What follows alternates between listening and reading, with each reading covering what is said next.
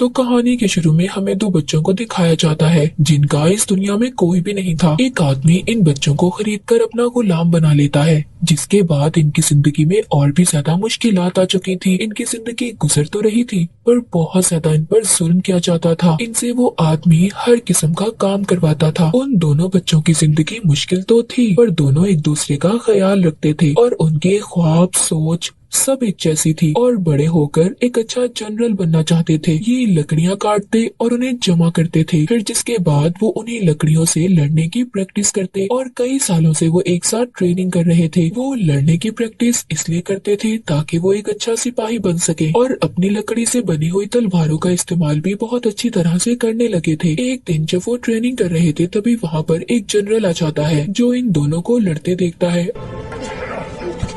और फिर वो उस आदमी के पास जाता है जिसने इनको खरीदा था। वो कहता है हमारा किंगडम, हमारा राज्य पूरे मुल्क से अच्छे अच्छे सिपाही ढूंढ रहे हैं और मैं चाहता हूँ जो अभी मैंने लड़ते हुए दो लड़कों को देखा उनमें से एक को अपने साथ ले जाना चाहता हूँ ताकि वो साथ जाकर एक अच्छी ट्रेनिंग ले, हमारे अच्छे और बेहतरीन सिपाहियों में शामिल हो जाए। मगर ये बात सिर्फ एक ही के लिए थी। यहाँ पर जिसका नाम ली था वो बहुत खुश होता है और अपने दोस्त से कहता है कि तुम्हारे पास मौका है अपनी फाइटिंग स्किल्स, लड़ाई की महारत दिखाने का। तुम जाओ, इनके साथ मैं बहुत खुश हूँ। चलो, हम में से एक का ख्वाब तो पूरा होने जा रहा है। फिर उसी रात ये लोग आखिरी बार लड़ते हैं क्योंकि सुबह को ये लोग अलग होने वाले थे। ली अपने दोस्त से कहता है कि मैं ट्रेनिंग करूंगा और कोशिश करूंगा कि एक अच्छा फाइटर बनकर तुम तक पहुंच सकूं, जिससे मेरा भी सपना पूरा हो जाएगा। ली अपने दोस्त के जाने के बाद बहुत ज्यादा मेहनत करता है। वो अब पहाड़ों में भी जाकर अपनी ट्रेनिंग करता है और देखते ही देखते लड़ने में इतना माहिर हो जाता है कि वो अपनी लकड़ी की तलवार से पत्थर को भी तोड़ सकता था।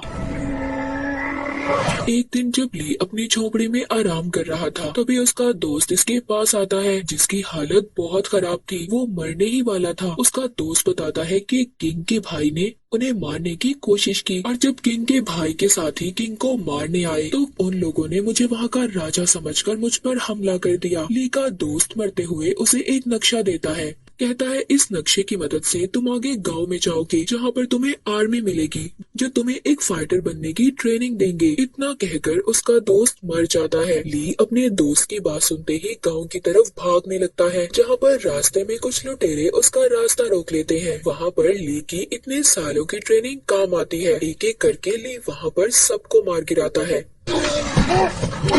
और अपना सफर दोबारा से शुरू करता है और आखिरकार उस गांव में पहुंच जाता है जहां का पता उसके दोस्त ने दिया था, जहां पर उसको एक झोपड़ी मिलती है जिसमें किंग को देखता है जो बिल्कुल ली के दोस्त की शक्ल के थे। ये किंग को देखकर हैरान हो जाता है। अब यहाँ पर किंग उसको बताते हैं तुम्हारे दोस्त को मेरे जनरल इसलिए खरीद कर लाए थे क्योंकि किंग और उसके दोस्त की शक्ल बिल्कुल एक जैसी थी और मेरे जनरल उन लोगों को धोखे में रखना चाहते थे जो मेरे खिलाफ मुझे मारने का प्लान बना रहे थे और इसीलिए मेरे जनरल ने तुम्हारे दोस्त को खरीदा ताकि वो वहाँ पर लोगों को धोखे में रख सके। उधर दूसरी तरफ वो ही लोग किंग के भाई के साथ ही ली के दोस्त को ढूंढते हुए उस आदमी के पास पहुंच जाते हैं जिसने ली और उसके दोस्त को बचपन में खरीद कर अपना गुलाम बनाया था। इन्हें भी ये बात पता चल चुकी थी कि जिसको इन्होंने मारा था वो किंग नहीं बल्कि उसका हमशक्ल था। उधर ली को इस बात पर गुस्सा आ रहा था कि किंग ने खुद को बचाने के लिए उसके दोस्त को कुर्बान कर दिया। तभी इनकी बात के दौरान वो कातिल आ जाता है जिसने ली के दोस्त को किंग समझकर मारा था और दोबारा से किंग को मारने की कोशिश करता है। वो कातिल ली को उकसा रहा था कि इस किंग की वजह से तुम्हारे दोस्त की जान गई है, इसको मार दो, किंग ने तुम्हें धोखा दिया है। लेकिन ली उसकी बातों पर ध्यान नहीं देता और उल्टा उस कातिल पर ही हमला कर देता है क्योंकि उसे इस बात पर यकीन था कि उसके दोस्त को इस कातिल ने ही मारा है। ली और कातिल की बहुत लड़ाई होती है और बहुत ज्यादा लड़ने के बाद आखिरकार ली कातिल को मार ही देता है।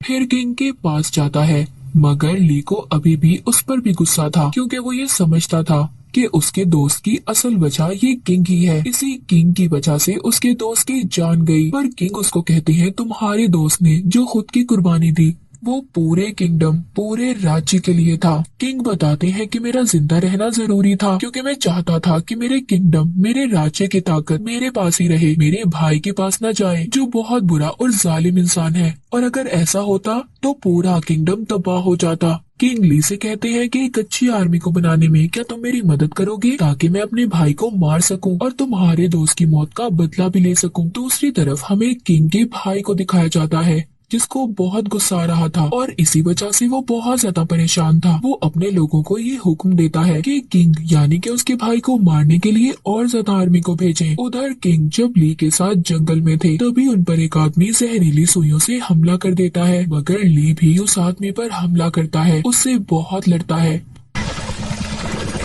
और उस आदमी को मार देता है और उसे मारने के बाद जमीन पर ही गिर जाता है।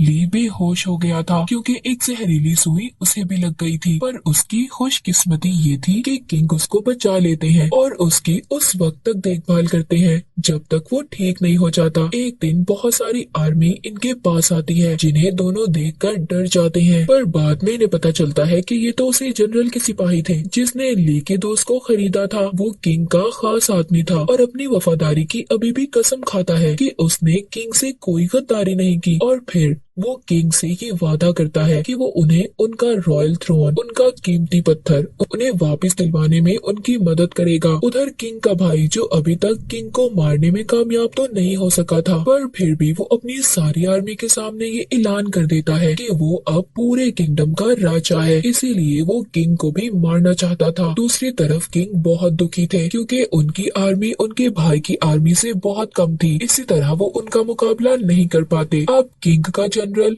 उनको पहाड़ी कबीले का बताता है जिनके पास बहुत सारी आर्मी है, कहते हैं कि हम उनसे मदद ले सकते हैं। किंग भी जनरल की बात को मान लेते हैं और राजी हो जाते हैं। ये सब खतरनाक रास्ते से होते हुए उस पहाड़ी कबीले तक पहुंच जाते हैं जहां पर उनका इस्तकबाल वैसा तो नहीं होता जैसा उन्होंने सोचा था। उनको पहाड़ी कबीले की आर्मी पकड़ लेती है और अपने लीडर के पास ले जाते हैं। किंग जब उनके लीडर के पास जाते हैं तो उन्हें सब बताते हैं कि कैसे उनके भाई ने उन्हें मारने की कोशिश की और किंगडम को भी धोखे से हासिल करना चाहा, पर लीडर किंग की मदद करने से मना कर देता है क्योंकि माजी में पहाड़ी कबीले पर किंग की आर्मी ने बहुत जुल्म किया था, मगर किंग यहाँ पर अपने पिछले गुनाहों की माफी मांगते हैं। ये सब देखकर लीडर मदद करने के लिए मान जाता है। जब वो अपना मास्क हटाकर देखता है तो हम देखते हैं ये लीडर एक लड़की थी और वो किंग से वादा करती है कि वो उनकी मदद करेगी, जिसके बाद ये प्लान करते हैं कि ली को किंग बनाकर भेजा जाएगा और किंग खुद पहाड़ी कबीले की आर्मी में मास्क पहनकर शामिल हो जाते हैं। फिर जब वो किंग के भाई के महल में पहुंचते हैं, वहां पर पहाड़ी कबीले की लीडर उसके कमांडर से कहती है कि वो और उसकी आर्मी यहाँ पर उनकी रॉयल आर्मी में शामिल होना चाहते हैं जो किंग के भाई की आर्मी थी। किंग के भाई का कमांडर बहुत खुश होता है और फिर सबको अपने किंगडम में आने की इजाजत दे देता है, जिससे अब सब किंग के भाई के महल में आ जाते हैं। जिसके बाद वो अचानक से वहाँ की आर्मी पर हमला कर देते हैं। उधर किंग ली और जनरल को खुफिया रास्ते से जाने का कहते हैं और खुद रॉयल आर्मी पर हमला कर देते हैं। यहाँ पर किंग के भाई की आर्मी और पहाड़ी कबीले की आर्मी की जबरदस्त लड़ाई होती है, पर पहाड़ी कबीले की आर्मी तादाद में बहुत ज्यादा थी और लड़ाई में भी अच्छी। इस वजह से किंग वहाँ पर बहुत से सिपाहियों को मारने में कामयाब हो जाते हैं। दूसरी तरफ ली जब खुफिया रास्ते से जा रहा था तभी उसे रास्ते में एक बहुत बड़े मॉन्स्टर का सामना करना पड़ता है, पर ली उस मॉन्स्टर को अपनी तलवार से मार देता है और फिर अपने सिपाहियों को लेकर रॉयल महल में दाखिल हो जाता है, जहाँ पर किंग का भाई बड़े आराम से अपने तख्त पर बैठा था। तभी वो यहाँ पर अपने एक साथी को बुलाता है जो बहुत ताकतवर था और ली से उसका मुकाबला करने का कहता है, पर ली भी बिना डरे उसकी बात को मान लेता है। दोनों में बहुत अच्छी तलवारबाजी होती है क्योंकि लड़ने में तो दोनों ही माहिर थे। वो एक दूसरे पर बार बार हमला कर रहे थे क्योंकि दोनों की लड़ने की ताकत एक जैसी थी और आखिर में ली उस किंग के भाई के साथी को मार ही देता है। किंग का भाई जो अपने साथी को मरता देखता है, जो बहुत बहादुर था, उसकी मौत के बाद अब इसको भी डर लगने लगा था। वो महल से भागने की कोशिश कर रहा था, पर गेट पर उसको पहाड़ी कबीले की आर्मी घेर लेती है। अब किंग को अपने भाई को हराने में ज्यादा देर नहीं लगती। किंग अपने भाई को पहले ही वार में हरा देता है। तभी वहाँ पर जनरल आ जाते हैं जो कि इनके पड़ोस किंगडम के ताकतवर जनरल थे। वो आकर किंग से पूछता है कि आखिर इस जंग की वजह क्या थी। किंग कहते हैं कि मैं अपना तख्त अपने भाई से वापस लेना चाहता था ताकि इसका गलत इस्तेमाल गद्दार न कर सके। किंग उस जनरल को सारे जापान के किंगडम्स को इकट्ठा करने का कहते हैं ताकि सबको इंसाफ मिल सके। ये बातें सुनकर जनरल किंग का साथ देने के लिए तैयार थी। सब वहाँ पर आर्मी को मारने के बाद अपनी जीत का जश्न मनाते हैं। पहाड़ी कबीले की आर्मी भी हमेशा के लिए किंग का साथ देने के लिए तैयार हो जाते हैं। मूवी के आखिर में पहाड़ी कबीले की लीडर ली को अपनी तलवार देती है। ली की बहादुरी और तलवार के साथ ली अपने जनरल बनने के सफर पर चल पड़ता है जिसके ये बहुत करीब था। और इसी के साथ ये मूवी यहीं पर